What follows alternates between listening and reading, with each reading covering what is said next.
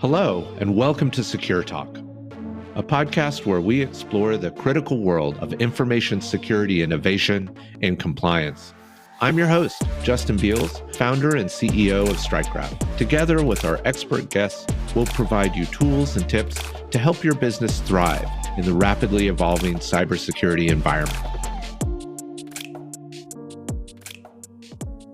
Hello, everyone, and welcome to SecureTalk. I'm your host, Justin Beals. In today's increasingly volatile landscape, we are focusing on something that should concern everyone in our industry: national security and how to navigate the rapid, sometimes disruptive changes being implemented by the federal government under the new administration. The security landscape is shifting beneath our feet, and organizations unprepared for these transitions may find themselves facing serious consequences. Today's conversation features an insider who has operated at the highest levels of the United States federal government, ensuring our nation is prepared to secure critical infrastructure from elections to electricity. We'll dive into how our country manages supply chain security challenges, the evolution of third-party risks for nation states, and get rare insights on emerging global security threats from someone who's been in the room where it happens. We'll focus specifically on the new administration's changes for federal contractors and what this means for businesses working for the government. At the heart of our conversation is critical questions about the future of the Cybersecurity Maturity Model Certification Program, or CMMC. Is implementation still moving forward under the new administration? What impact will recent leadership changes have on compliance requirements? And how can companies prepare for these evolving standards? We'll also discuss how regulatory frameworks like FedRAMP are shaping the cybersecurity landscape and whether they complement or compete with CMMC. We're joined today by Bob Kolasky. He is the Senior Vice President for Critical Infrastructure at Exiger, where he focuses on developing cutting-edge risk management solutions for critical infrastructure companies and supporting government agencies. In this role, Mr. Kolasky leads market strategy for addressing third-party and supply chain risk in critical infrastructure. Mr. Kolasky has also served as a non-resident scholar in technology and international affairs at the Carnegie Endowment for International Peace as a senior associate for the Center of Strategic and International Studies and as a senior fellow at Auburn University's McCrary Institute. He is the former chair of the High-Level Risk Forum for the Organization of Economic Cooperation and Development. Mr. Kolasky joined Exiger after 15 years as a senior leader in the federal government, where he was responsible for foundational work in national security risk management and election security. He was the founding director for the Cybersecurity and Infrastructure Security Agency's National Risk Management Center at the Department of Homeland Security. As one of CISA's assistant directors, he oversaw efforts to build strategic, cross-sector government and industry risk management approaches to cyber and supply chain threats to critical infrastructure. Mr. Kolasky has served in a number of other senior leadership roles for the Department of Homeland Security, including acting assistant secretary and principal deputy assistant secretary for infrastructure protection. Earlier in his career, Bob was a management consultant, a journalist, and an entrepreneur. He graduated from Dartmouth College and from the Harvard Kennedy School of Government. If you're a federal contractor, part of the defense industrial base, or simply interested in understanding how government and industry are adapting to new security mandates, you won't want to miss this insightful conversation. Thanks for joining us today. Bob, thanks for joining us today on SecureTalk. We're really glad to have you. Thanks for having me, Justin. I've been looking forward to this. Excellent. I understand that today you're a senior vice president for critical infrastructure at Exiger.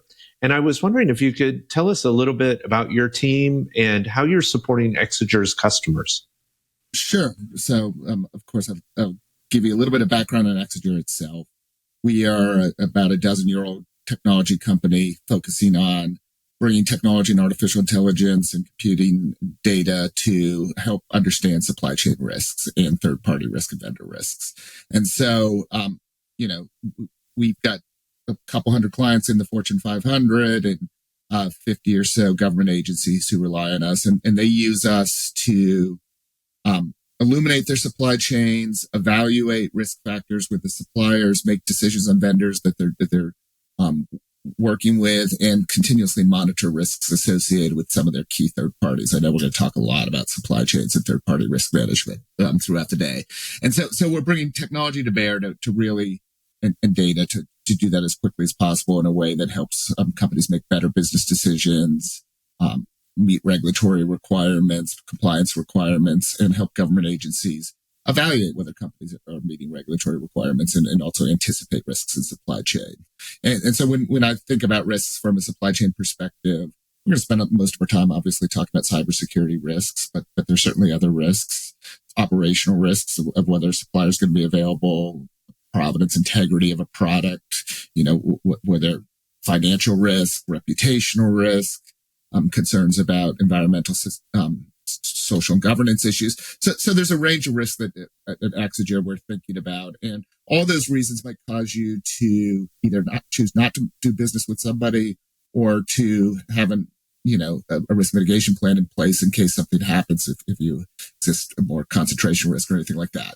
And so that's what we're doing as a company. I came aboard about 3 years ago to really focus our offerings around critical infrastructure companies and government agencies who think about critical infrastructure. And so most of my time is thinking about what I would call security, availability, and resilience risks for companies that are critical infrastructure, energy companies, telecommunications companies, key IT companies, as well as government agencies who really want to make sure that those key suppliers, healthcare companies as well, those key supplies are available because those are so important to community well-being and national well-being. Yeah. I know it's a massive market, and Exiger has grown immensely. It's a great company, and they've done really well. Yeah. But you guys, I'm loath to call it a niche, but it's an interesting area in that you're a private enterprise, but a bridge between government, a lot of agencies and businesses, but usually large businesses. Yeah. I mean, one way to look at the story, and I think a good example of how we've been able to successfully grow our business and contribute to positive mission outcomes is around the Defense Department. And so we have several clients in the Defense Department, both services and parts of DOD headquarters and in the fourth estate at DOD and the like.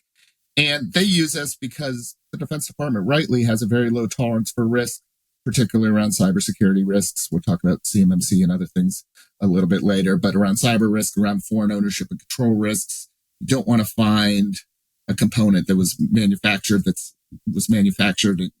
by a Chinese company that's influenced by the Chinese government that is key to a warfighting effort, right? And so DOD's defined a pretty low tolerance of risk, and they look at Exiger to help evaluate their supply chains. At the same time, the defense industrial base and the big DIB companies also look at us as a way to meet their requirements the Defense Department put on them and be ahead of the Defense Department requirements so that as the primes are putting together, their teams of suppliers to go after executing against, something that's necessary for the warfighting mission, they are also relying on us to look deeper into their supply chains to make sure that products are secure, that they're trustworthy, that they don't have risks of espionage and things like that.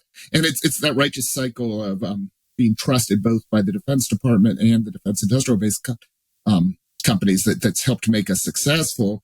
And it's facilitated a conversation because they both have similar views of where there's risk in their supply chain because they're using our tools, and hopefully it helps increase trust in saying, okay, we are seeing this in our supply chain, we as a defense industrial base company, and we want to get to managing it, but perhaps it can't we can't eliminate that risk immediately. So let's think about how the Defense Department and the whole ecosystem can be strengthened.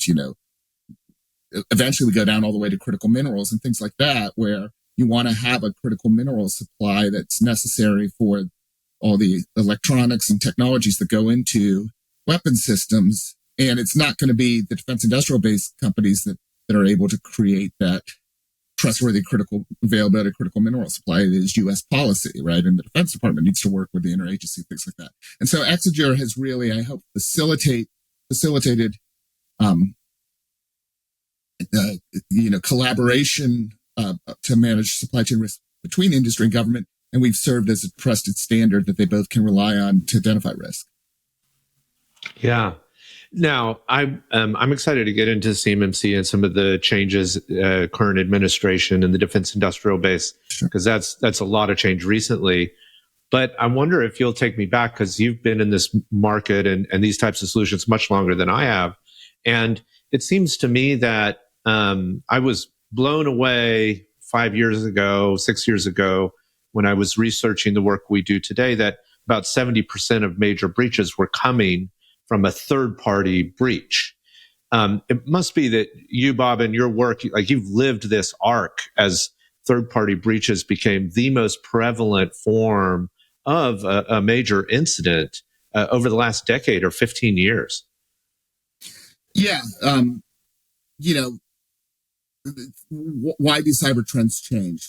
Cyber trends change because adversaries see opportunities to do harm, right? And so third-party breaches became a mechanism that is so popular now that as first-party systems became a little, people invested more in their own information security controls and things like that. To hit a target became perhaps easier through a third party than a first party because there were so many third parties there. And in general, supply chains and use of third parties has increased in general, which has increased attack surfaces, and adversaries go where attack surfaces are there. And then the other aspect of kind of what we've seen in third party attacks is it can be a little less, you do one thing and it has broad impact, right? And so, perhaps we've seen adversaries, we've certainly seen criminals be less discriminate in what they're trying to do and sort of just trying to pop things and hit ransomware against systems and throw things into third parties that if the configuration between the third party and the first party aren't in good shape, you all of a sudden, again, you have a wider attack surface, you have a wider success rate. So, I think unfortunately both third party attacks as an intentional way to try to break into things you care about through cloud services providers and gaining access for CSPs for the like, as we've seen with the Chinese government, as well as third-party attacks as a source of indiscriminate, increasing the harm you can cause, making it more cost-effective as an attacker to go after things. And we've seen both of those increase. Yeah, that combined with some of the technology monoculture changes we've seen. Concentration risk. Yeah, it gets really tricky. I mean, it wasn't an adversarial attack, but I think about the CrowdStrike outage as being like a resilience issue in the software development lifecycle, and that's a third-party provider for a lot of organizations. Yes, and right, that's the sort of indiscriminate aspects of something happens at a third party, and all of a sudden you have flights in. I tell the CrowdStrike story from I was in Minnesota. That's the first time I'd flown Delta for a while, but I got a couple extra nights in Minneapolis thanks to Delta, not the CrowdStrike attack, thanks to CrowdStrike and Delta. And I don't, in Microsoft, I don't know who to blame, but Minneapolis is nice. I saw an extra baseball game. That's great, Bob. Yeah. Well, you represented your own resilience in a moment of opportunity.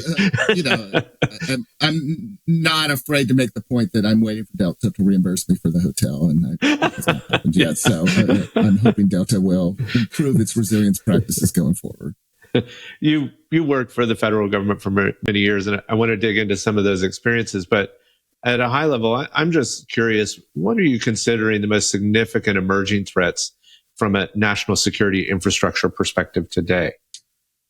Yeah, I mean, I think it's what I call hybrid geopolitical threats. And, I would associate these most likely in the current environment with China and the Chinese government and the risks of escalation for reasons that the Chinese government decides we're going to move closer to conflict with us.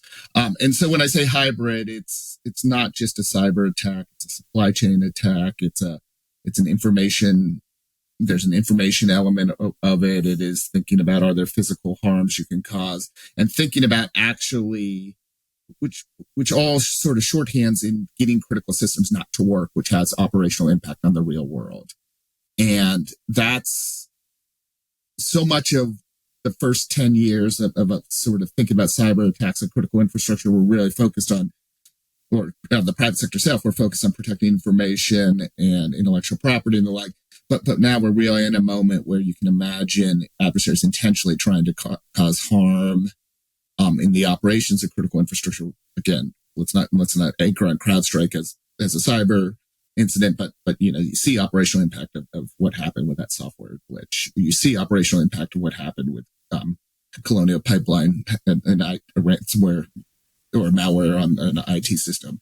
You've seen schools, hospitals this year that aren't doing normal business because of ransomware, and that's all much lower level than if a motivated nation state decided to do things around critical infrastructure. We need to plan against those scenarios. So much of what we need to do in cybersecurity from a national perspective is contingency plan to be prepared to operate, to defend the most critical things and then operate under degraded conditions, IT and OT systems that aren't working as intended.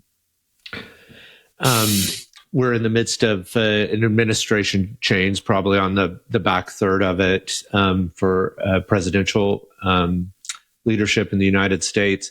You've been through a bunch of administration changes over the years.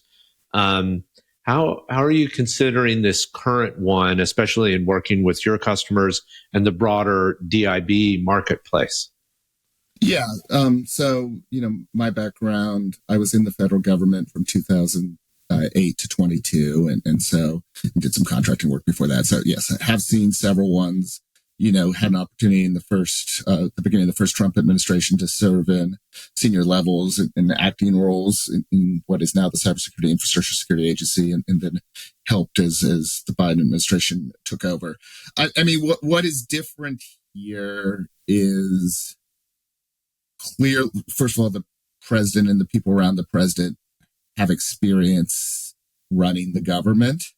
And so they had a theory of running the government that they were ready to implement on day one. It is a theory that, through the DOGE effort, the Department of Government Efficiency effort, and other changes, it's a theory to put some pretty dramatic changes within the federal government.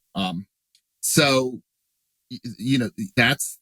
there's a little bit of shock and awe in what's going on with the federal system, and we'll talk about it in the context of cybersecurity here. And because of that, there's a little less certainty of kind of how this is all going to play out and what processes and rules and things that were in place are still going to be in place after sort of, the first 100 days are over. And so right. I think, the dramatic pace of change and the uncertainty about what the rules and strategies are creating a moment where people are trying to make sense of that.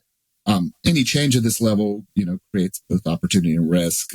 And so, what we're doing with our clients is trying to track and stay up to date on kind of what the new requirements are and what new risks might emerge, but also see where there's opportunity to take advantage of some of the government reform to build stronger supply bases.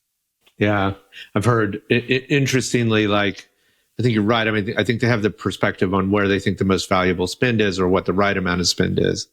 I was talking with a colleague the other day, and they were saying, we went through some fairly sizable cost cutting during the Clinton administration, but it was a little more plan laid out. This is what we're doing. This feels a lot more chaotic in the rollout. Yeah. I say from my perspective as the former government executive, I was happy with the idea of zero-based budgeting. I'm happy with the idea. Zero-based budgeting means that when a new boss comes in, and we see this in the industry too, you have to defend every dollar you're spending because it's producing the outcomes. And that's a good discipline to have. It's also a fine discipline to say, hey, we want to cost cut 10%. We want to cost cut 20%, whatever the target is. What I really hope, and I say this as a career civilian senior executive in the government, what I really hope is they rely on some expertise of what works and what doesn't against those targets. And that's what I'm hoping that we will eventually get to where, okay, the targets are aggressive, but that's fine. Let's do it in the right way to help the president achieve what he wants to achieve and not just, indiscriminate cutting. Yeah. I have to say, I don't know everyone that has been a civilian employee for the DoD, but I have known a few, and not a single one of them has ever said, we just need to spend more money and the problem will be solved. All of them were interested in effective practices for the mission that they felt dedicated to. Yeah. Yeah. And the constraints to do the mission effectively drive most people who've been at senior levels government crazy, right? Mm-hmm. There are constraints that are in place that if you can knock down those constraints so that leaders can move faster and more effectively get things done, you will have a bunch of national security professionals on your side. But it's being smart about going after those constraints. Yeah. So one thing that you mentioned that has been a big shift recently in the DIB, I think we've kind of seen it coming from a third-party risk perspective, is the CMMC standard. Maybe I'd like your take before I seed the ground with too many questions on CMMC broadly and the initiative there. So one of my colleagues at Exiger up till a week ago was Katie Arrington, who just went into the administration as the Chief Information Security Officer of the Defense Department. And so Katie will happily claim some ownership over the genesis of CMMC. And she and I worked together even before we were at Exiger. When I was at DHS, she was at DOD. And so, Katie's taught me a lot about kind of how to think about CMMC. And I know she's passionate, and I would read her coming back into the Defense Department in a senior role as a sign that, it's full bore ahead with CMMC. And that's certainly how we're thinking about it. It has been, CMMC's always seemed to me at one level to be just, it makes sense because it is asking companies in the defense industrial base to follow standards that they should be held to, the NIST 800-171 standards, if they have controlled unclassified information to do that. And, the question is, how can you most cost effectively ensure that companies demonstrate that they are following 800-171 to the right level of risk assessment? And, I wish if you told me in 2018 that we would only have made this much progress in CMMC, I would have said, that's a case where the constraints got in the way, right? And something's gone too slowly than it has gone, but 7 years later, too slowly than it should have. 7 years later, let's say, okay, water under the bridge. We've now built the ecosystem. We now know that the requirements are in place. So let's figure out a way to make sure that companies don't leave the defense industrial base because CMMC is too burdensome with compliance, but they recognize that they have to demonstrate that they've invested properly in cybersecurity controls. And that's always a trick with any regulatory effort. I'm hopeful that, the amount of feedback and the effort that's gone into that, the line will be threaded by the administration. And so I still generally think CMMC is a good idea. I just want to see finally let's get over the finish line with a cost-effective implementation. Yeah. Certainly wide variability in costs.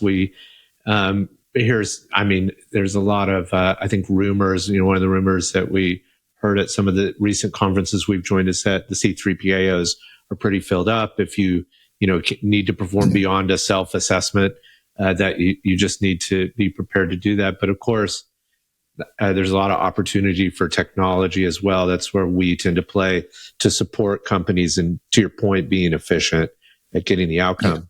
One thing that I thought, that's where having technologies, get the approval of the ecosystem to be a trustworthy way, so that maybe there's a more cost-effective way, particularly for lower level CMMC rating systems, to demonstrate compliance. That's the kind of innovation that we need. Yeah. The one thing that cropped out of CMMC that I thought was really interesting and innovation in kind of the standards marketplace is a more quantitative approach to compliance. Is, everything we do from SOC 2 even to FedRAMP is like a pass-fail, as opposed to CMMC. You get a score at the end of it. Yeah. Yeah. And going back to what we do at Exiger, like we do risk score suppliers for a variety of different things, including their software development practices, software risk, and things like that. Not exactly for the CMMC use case, but I think scores are good heuristics in terms of see things relatively how they compare to each other, gives some a better effort to do trending over time, help you look at the overall enterprise. So I'm a fan of metrics and scores as metrics. It all depends on the quality of the methodology to put them together. And I hate for people to assume that a score is too precise, and I hate for people to assume that a score will always stay the same way. Yeah. But no, more numbers, the better in cybersecurity. Certainly. Precision is a big discussion I have with my team all the time, because we sit at sometimes the nexus point of an operational characteristic and how we're going to assess it. And you can have not enough precision, so it's all mushy. The data doesn't tell you much at all. Or you can have too fine a precision where we're imagining that we've got a very fine, precise measurement, but it's really just probabilistic in a way, in a range, right? The error boundary is large. Yeah. Yeah.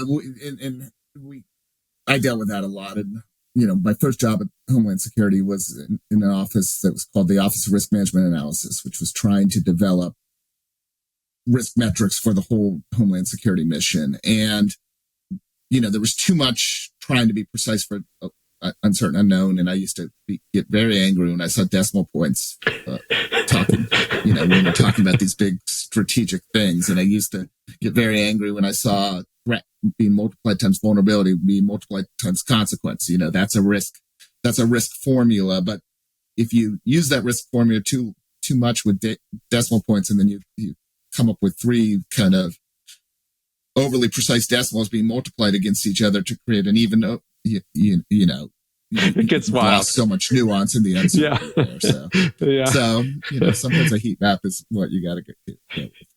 You get the very dramatic differences, but you're like, but the 1,000 points, it's within the barrier of error. Yeah, it can be fun to play with the math, but the statistics start to lose meaning. I used to go to society risk analysis meetings, and I decided after a certain point, I was like, okay, I've figured out what's going on here, and I got to move on to a different groups to meet with.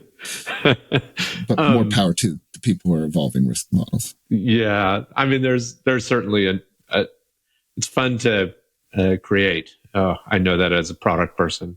Speaking of creation, you were the founding director of the National Risk Management Center. And I was just a little curious about what it was like to found that institution and get it off the ground inside the government. So in 2018, the same year that the Cybersecurity and Infrastructure Security Agency Act was signed, then Secretary Kirstjen Nielsen established the National Risk Management Center. And as you said, I had the opportunity to be its founding leader as part of CISA and be an assistant director at CISA there. It was for me an awesome opportunity to try to be entrepreneurial within the federal government. And the NRMC was really stood up to do industry government collaboration a little bit differently, to recognize that we really had to study our critical infrastructure in the U.S. to understand where our strategic vulnerabilities were, and that we had to actively collaborate with industry to work to address some of those strategic vulnerabilities in the face of threat actors. And, doing that at the same time that CISA was established, the first agency, but still the last agency within the federal government that was established, there were lots of significant cyber risks and hybrid risks that the country was facing. And we had the opportunity, both at CISA and within the NRMC, to be in the forefront of addressing some of those risks and hopefully advancing. Did a lot of work, initially working with election officials, securing their election systems in the face of foreign adversary threats.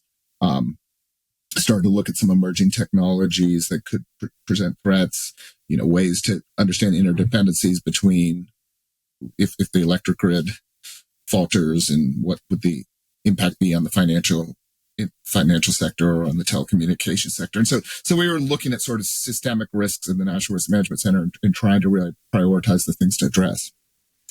Yeah. And then it is interesting because I feel like there's been a transition in national security in a way from a very the military helps protect us to a public private partnership right? Like, especially in the digitally connected age, and so much of the critical infrastructure, to your point, is now run by private industry.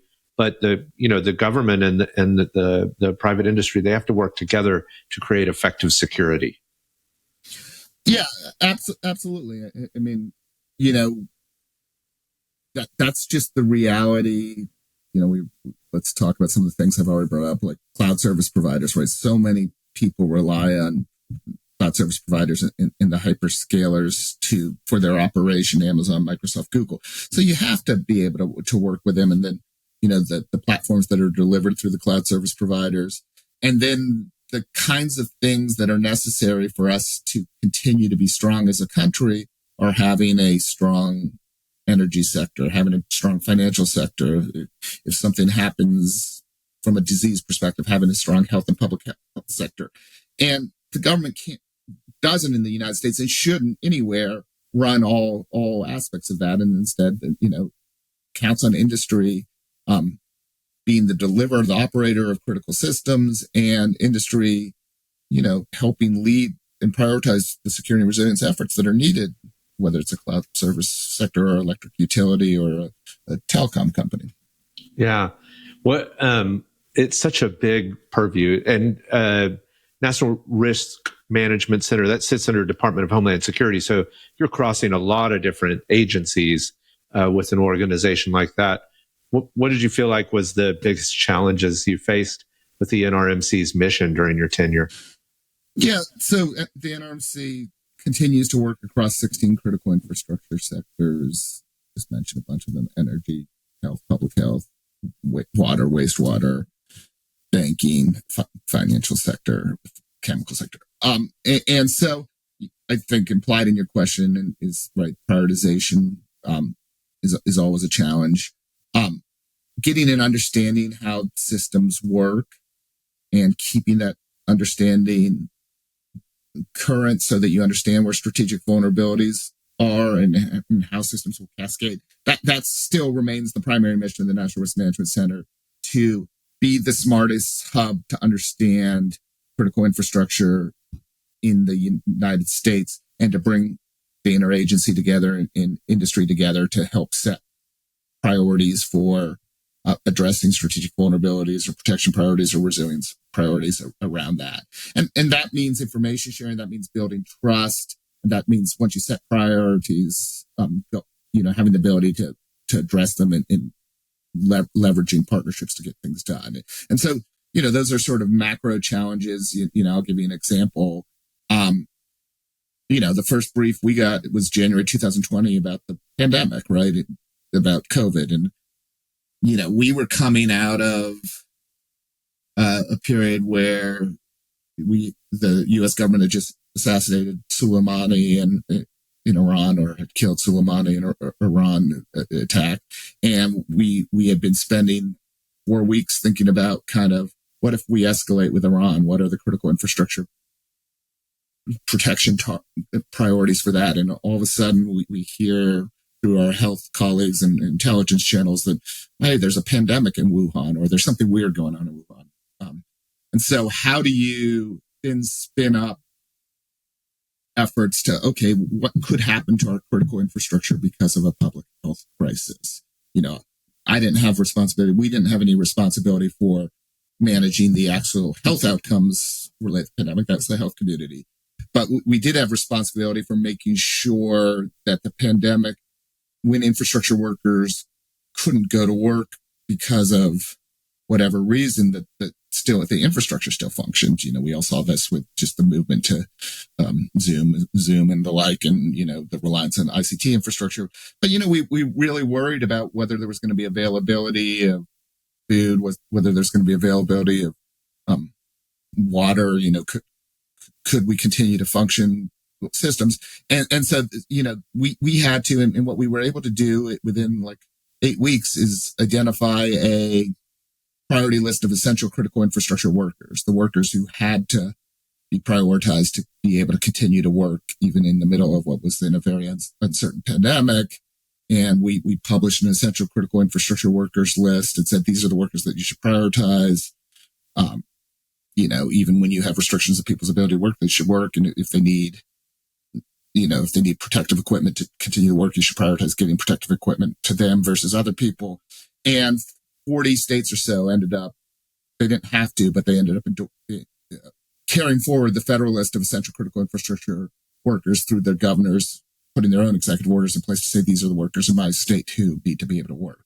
And so it's an example of our ability to sort of understand from a risk perspective who was most important that had to work, and then have that pushed out as sort of a national standard of essential critical infrastructure workers. And, the reason we were able to do it at the NRMC is we had the relationships with industry, so we could have a sort of data call about, who's most important to keep the functions work. We had already identified functions that we thought were the most important, but tell us which types of workers are the most important for these functions to work. Mm. I find this so intriguing. I actually just had a conversation with a friend in the last week, and they were talking about their relative perspective on how the pandemic was handled versus some of the economic impact.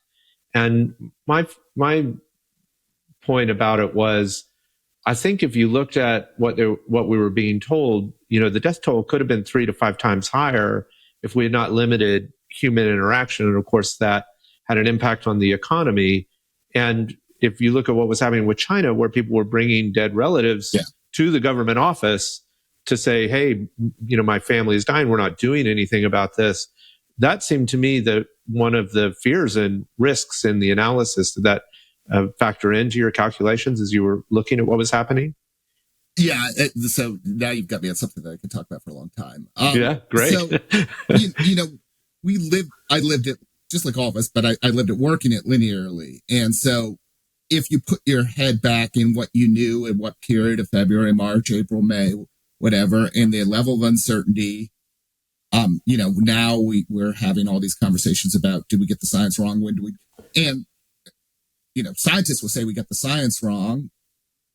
They didn't intentionally get the science, let's not get too far in the science debate, but translating science into security outcomes. And so, I'll give grace to the period that the first goal was to save lives. Yeah. And the science was uncertain, and we had to try to maximize save lives.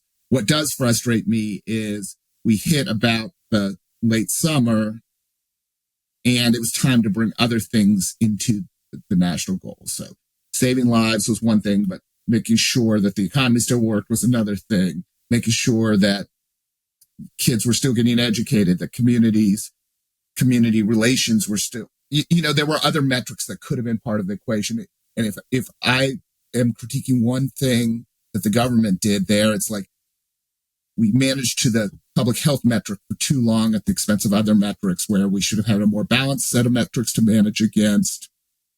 And that might have caused people to have different trade-off discussions. And I say that as somebody who lived in DC and had my kids, at least my youngest kid, miss going to school in person for more than 14 months. Yeah. And, in hindsight, that wasn't right.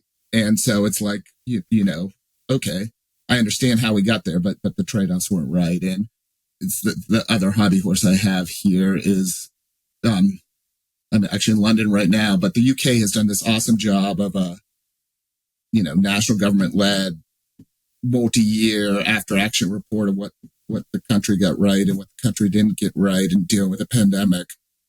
And we just haven't had the same thing in the US. And I would like to see it, because I would like it to be baked into learning and the like. I mean, I think to your expertise, there's a science to risk and risk analysis even.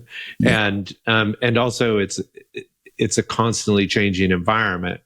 If you get a chance to be 6 months into an action plan and review the current risk landscape, and we need to do that from even in the private sector, from small businesses to big businesses. What are the changes in our environment that we're most concerned with on a regular basis? Yeah.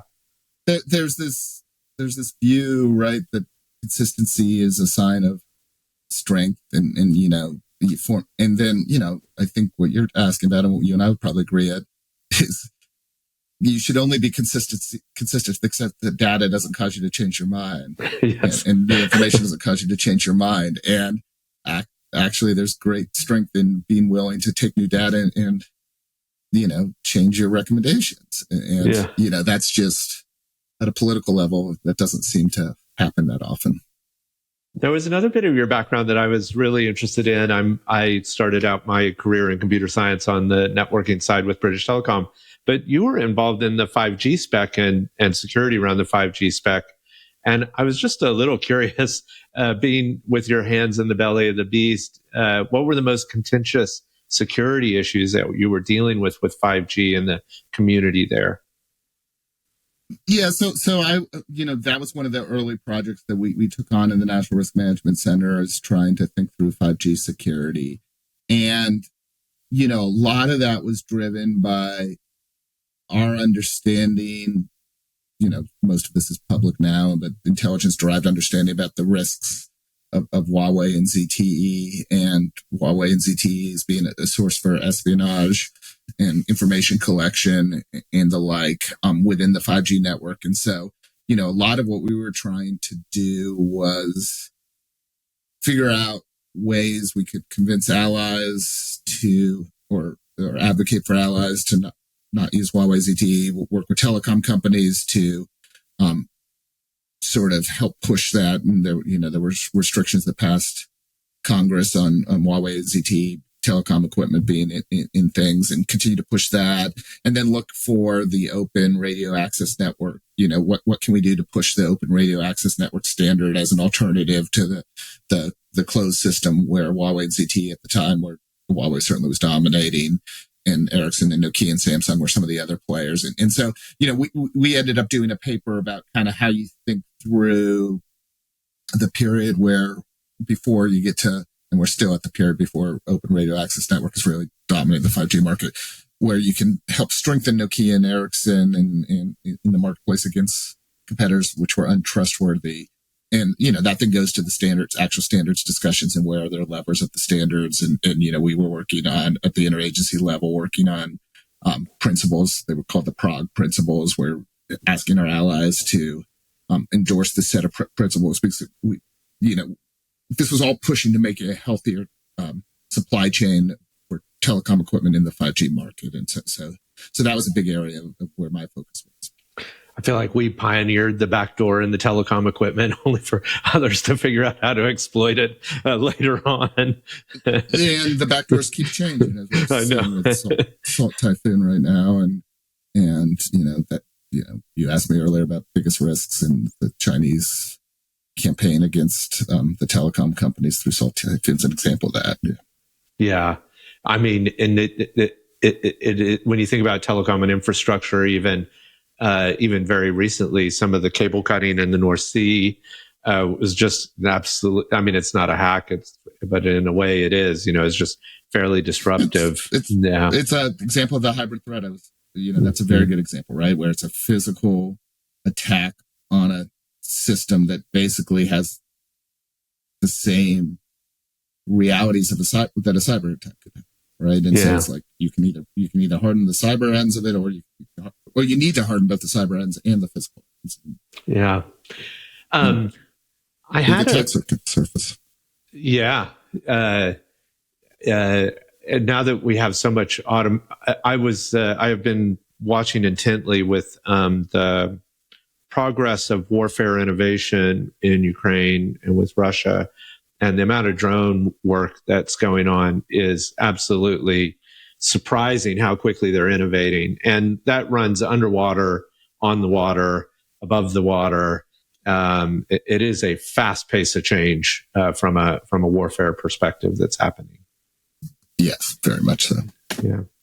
I did have one last standards and third-party trust with federal government question that I'm really curious about. How do you think about FedRAMP, from an auditable framework and standard, and the emergence of CMMC? Do you think those compete? Should they have separate areas and lanes? How do you perceive them? I tend to agree with the path we're on of them having separate areas and lanes. We at Exiger are very proud of being FedRAMP certified for the provision of our software as a service. And, we went through the FedRAMP process, and we engaged with the 3PAO, and it was a couple years of having to comply with a lot of things. And it was a cost. I've talked to our chief information security officer, and,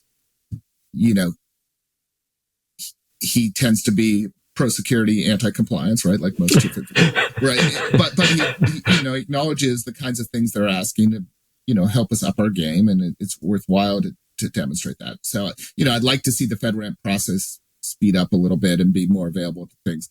But I do think the FedRAMP process, which is, intended to ensure that cloud service providers for the federal government meet certain security standards before the federal government enables them, has to have a higher standard of risk, perhaps, in all aspects of the defense industrial base. And I think that's appropriate because of the integration.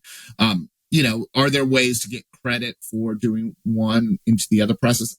They call that a little bit of regulatory harmonization. And so if you've gone through the FedRAMP process or some level, that should you get some credit on your CMMC, I hope you can figure that out, and vice versa. So I do think you can probably streamline some of the evaluation of the questions that are being asked. But I do think, it's a Venn diagram, and in the middle of the Venn diagram isn't enough of an overlap to be worth to say that there should only be one. Yeah. I think we'll see many. I mean, that's just what we've seen broadly in third-party risk management and frameworks, is that everything from, I think in the last 2 years, one of the things that really surprised me was watching German auto manufacturers asking for TSAX compliance, which is an audible standard. Yeah. There's just not going to be one per company. There's going to be a lot, I think, and more and more. Yeah. And,